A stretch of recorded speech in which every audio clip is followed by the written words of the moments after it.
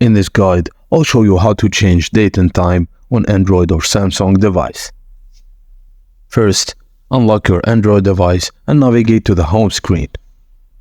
Swipe down from the top of the screen to access the notification panel and tap the gear icon or settings to open the settings menu.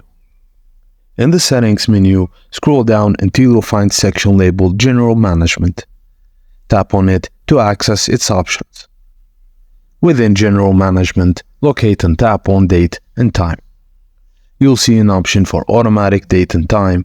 Toggle this option off. Once automatic date and time are turned off, you'll see additional options. Tap on Set Time Zone to select your desired time zone. For example, you can choose Singapore if that's your preferred time zone.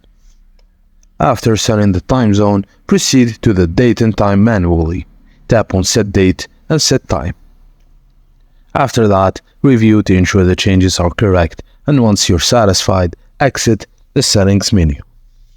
And that's it, guys. Thank you for watching, and please don't forget to like and subscribe for more.